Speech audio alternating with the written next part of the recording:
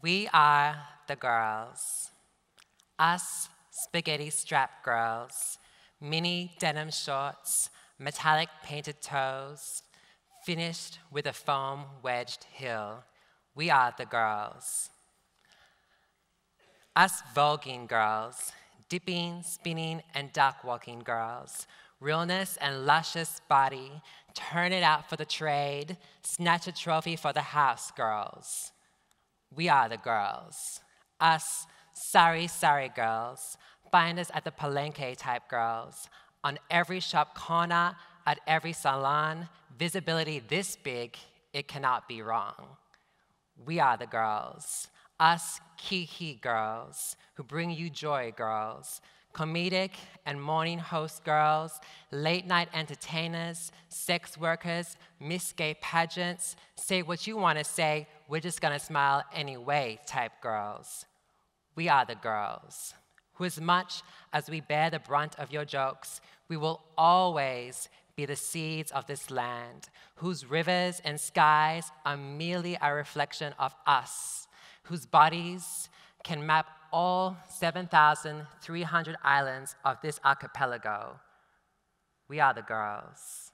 Us ancient girls, sassy, quick, pre-Hispanic shade girls, whose salons were once ancient Babayan temples and beauty therapies that were shamanic practices.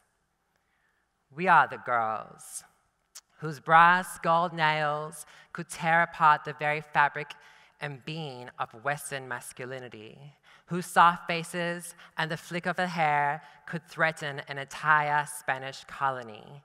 We are the girls, who divide colonization, demonization, US imperialism, and cultural erasure.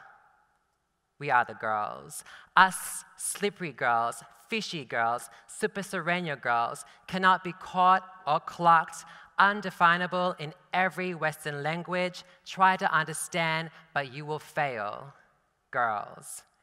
We are the girls who cannot be erased. Bolsonaro, Duterte, and Trump couldn't take us girls. Chop us up and put us in a bag, and we will multiply, girls. Drown us in the water that we were born from, and we will swim away, type girls.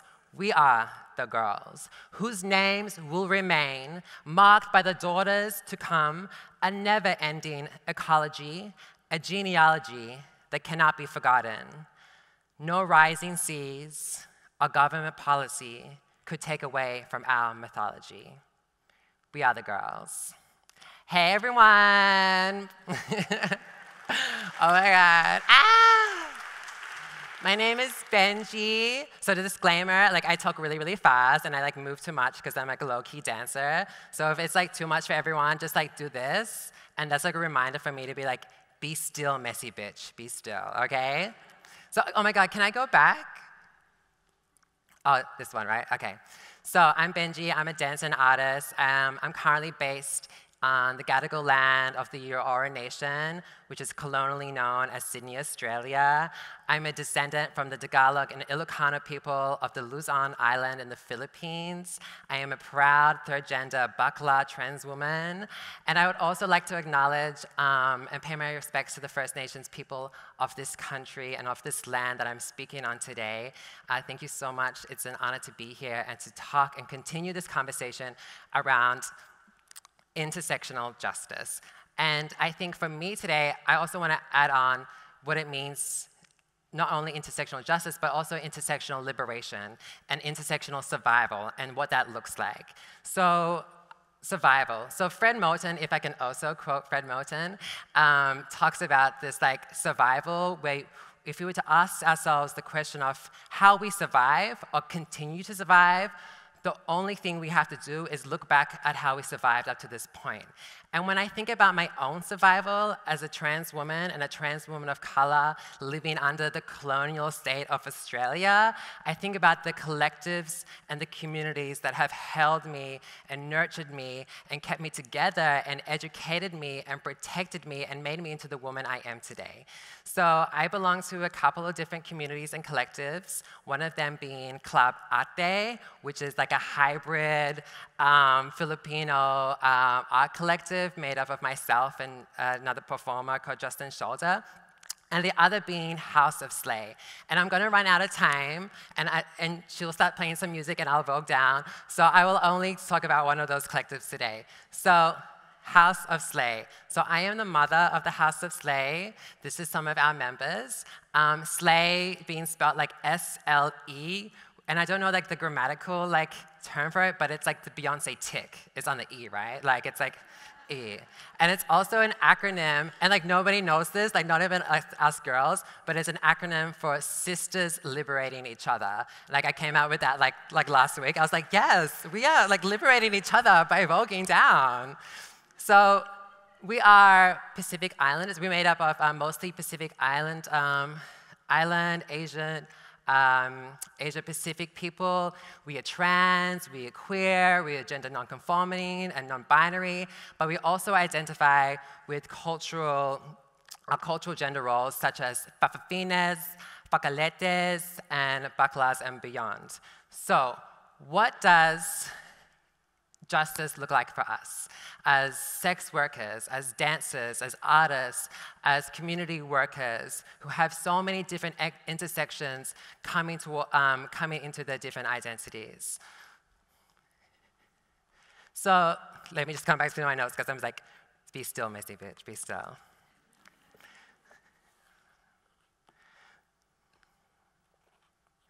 Okay, come on.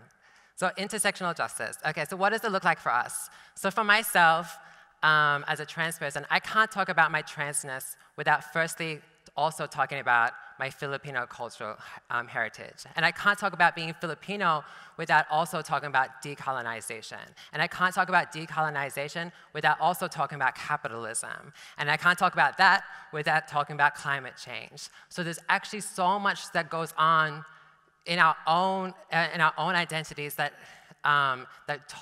bring us back to our liberation, right? So like right now, I want to talk about the erasure of trans people and our gender identities, like with all this new administration coming through. But can I also talk about the rising sea levels and our sinking islands that are affecting our communities and families back home? And can I also talk about the dispossession of indigenous communities that we are connected to?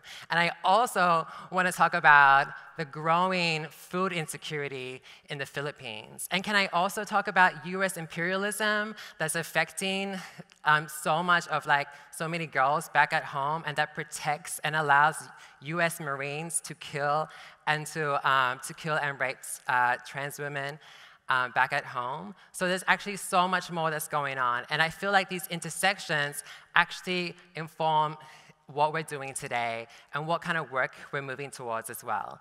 So what are we doing exactly? So we're a house. So if you don't already know, that kind of terminology comes from ballroom.